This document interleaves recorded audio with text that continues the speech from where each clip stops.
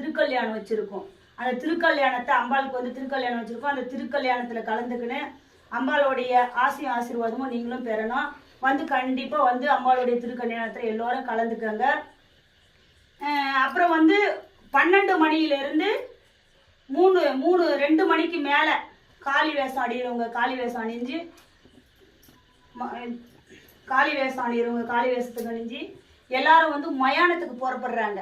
மயானத்துக்கு போய் மயான சூறை இடுறதுக்காக அம்பாளுங்க வந்து காளி வேஷம் அணிஞ்சு போறோம்.